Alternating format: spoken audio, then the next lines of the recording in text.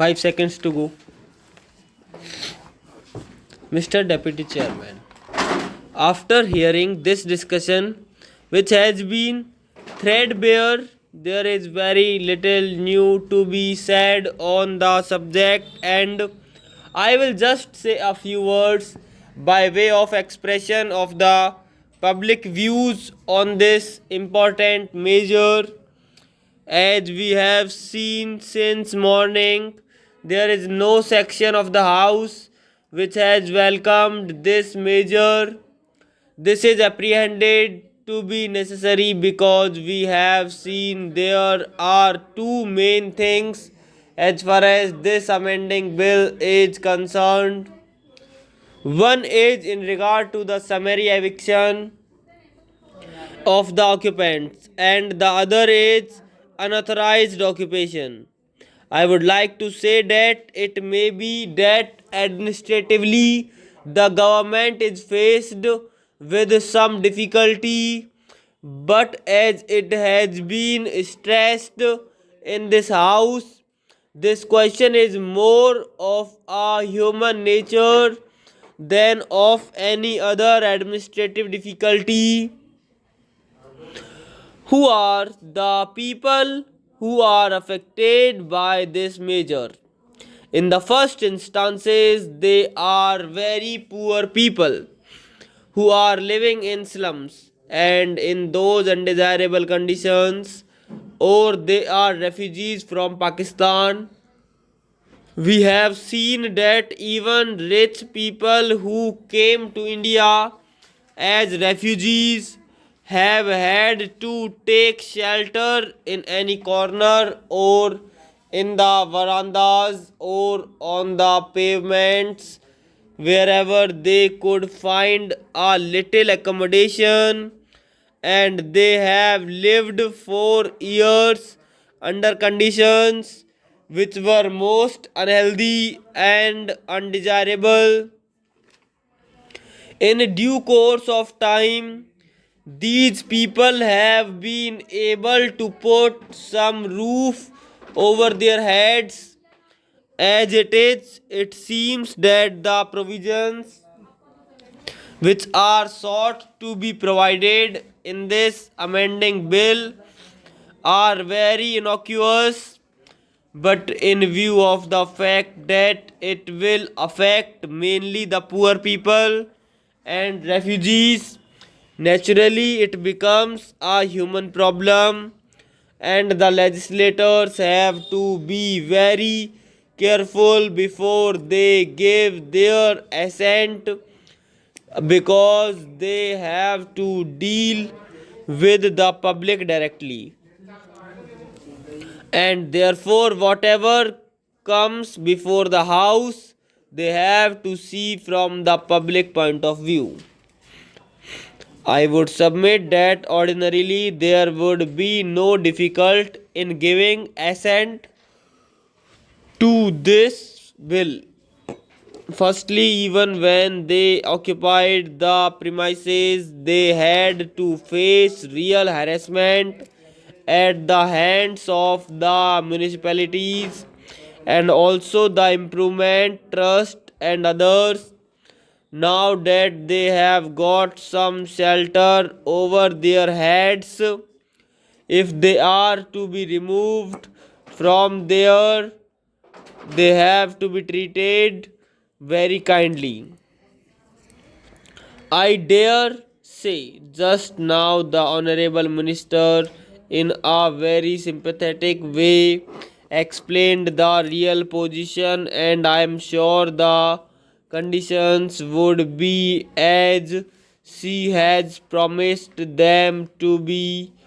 But even then, we will have to take the extreme cases and see that these unfortunate people who are at one time middle class people or even rich people and are today refugees do not have to run from pillar to post for even a little space and a little shelter over their heads. If due to some mistake of the authorities or red tapeism or due to ordinary administrative difficulties, the lower authorities take a strong view of it, then their conditions would become really harassing and very inconvenient.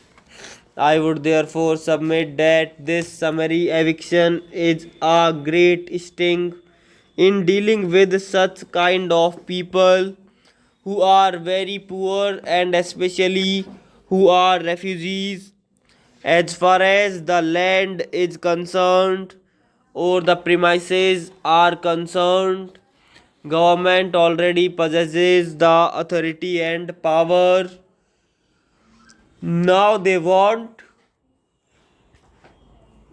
to extend this authority even to the houses, and therefore this summary eviction is rather an objectionable thing.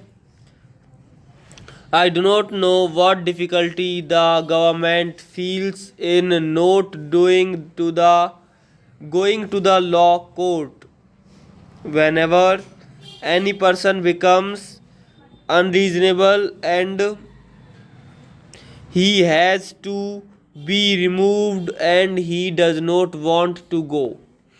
More than one honorable member has on the floor of the house stressed this point, and I will submit that the sting will be taken out of this whole bill if the summary eviction provision is removed.